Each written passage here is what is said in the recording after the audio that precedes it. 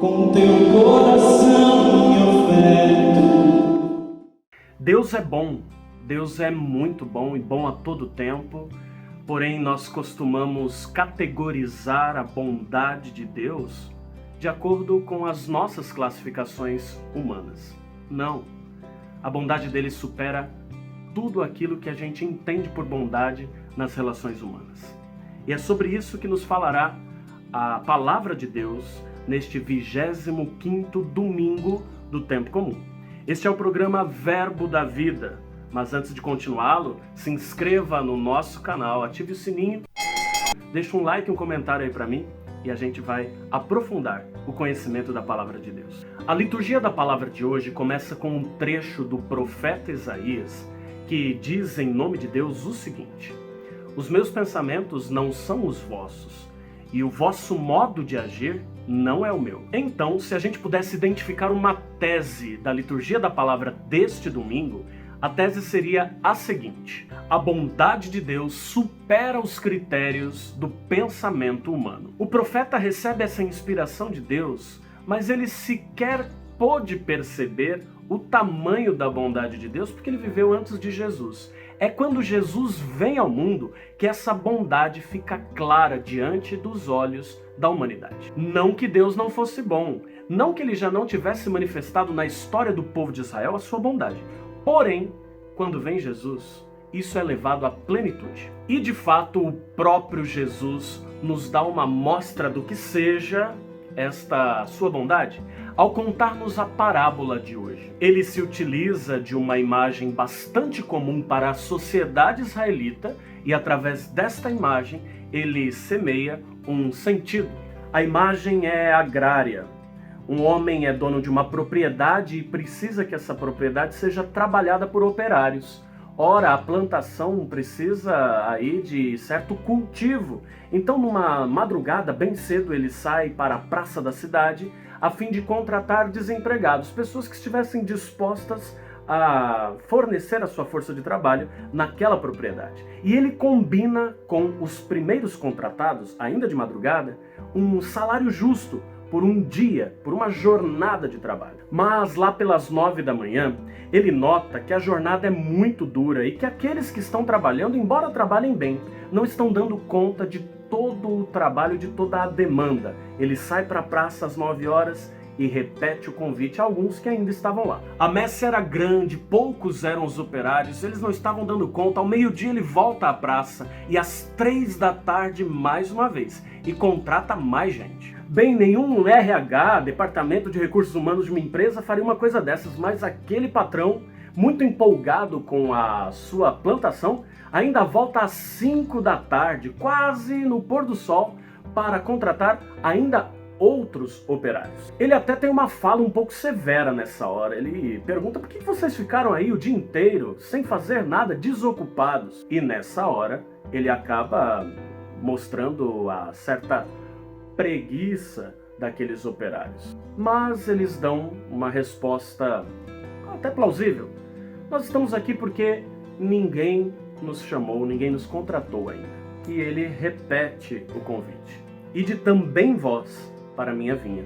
Ora, quando o sol se põe e a jornada de trabalho termina, ele chama no seu escritório todos os operários e pede que o administrador lhes pague o salário. Até aqui, exceto essas contratações que vão se dando até o último momento, a coisa parece racional, razoável. No entanto, o que nos surpreende vem agora.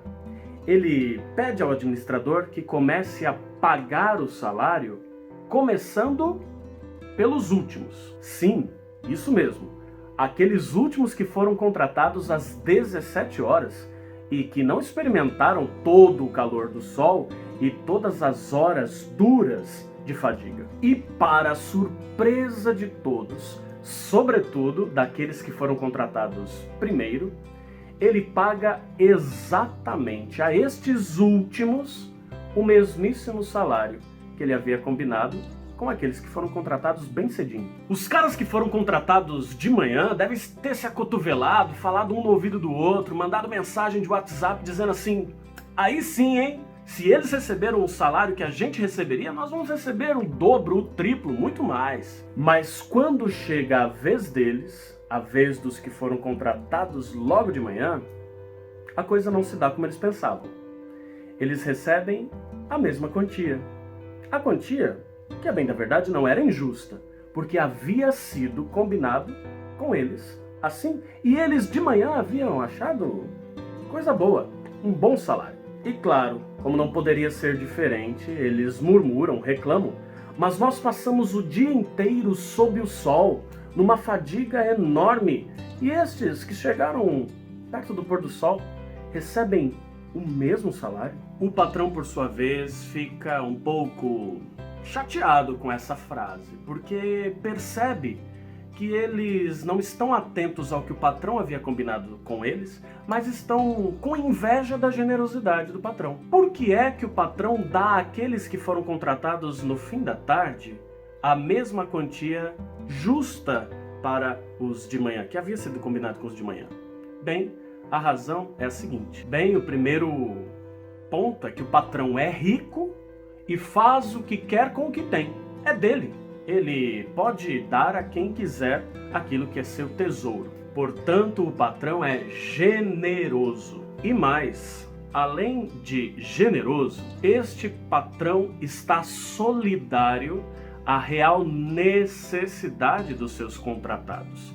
Ele sabe que 1/10 do salário de uma diária não seria suficiente para manter a casa, para manter a família, para dar de comer aos filhos daqueles que foram contratados no fim da tarde. Sim, aqueles que foram contratados no fim da tarde talvez tenham sido preguiçosos, não tenham levantado cedo, tenham alguma culpa, mas eles têm filhos para serem alimentados, têm uma casa para ser mantida. E mais do que justo, o patrão é bom. A justiça faz o que é justo, por óbvio. Mas a bondade não.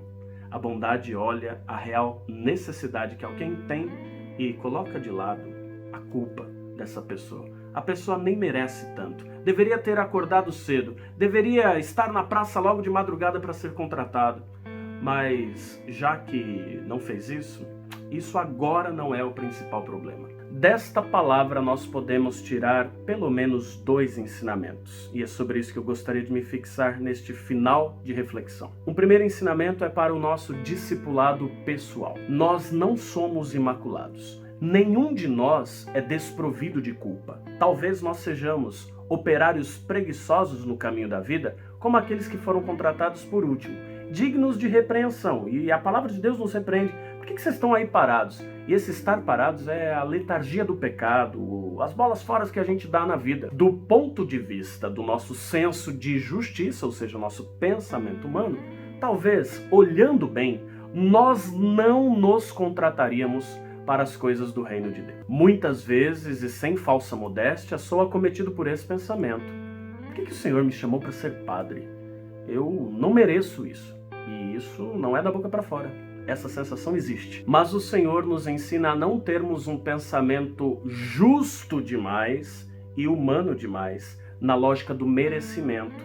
E ensina-nos hoje a não sermos conselheiros do próprio Deus. Se Deus chamou você, se Deus chamou a mim, então vamos ouvi-lo e vamos aceitar a bondade e a generosidade dele. O segundo e último ponto que eu gostaria de abordar é o seguinte: ninguém é dono das comunidades paroquiais, das capelas, dos grupos e pastorais dos quais nós fazemos parte. Ninguém. E se alguém é dono, esse alguém é Deus. Portanto, nas comunidades, nos grupos, nas pastorais, não cabe a lógica do merecimento e do faz tempo que eu estou aqui, eu sei como as coisas funcionam, essa pessoa aí chegou agora, ela não conhece muito.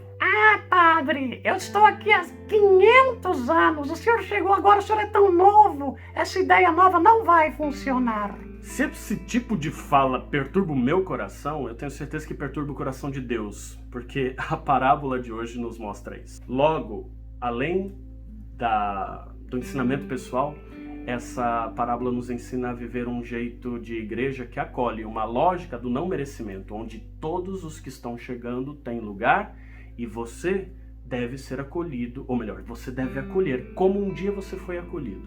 E como Deus te acolhe a todo tempo. Deus é bom. Não queira ser cioso demais com as coisas de Deus, expulsando, excluindo e fazendo grupinhos que se fecham em si mesmos. Fica aí a dica, pense nisso.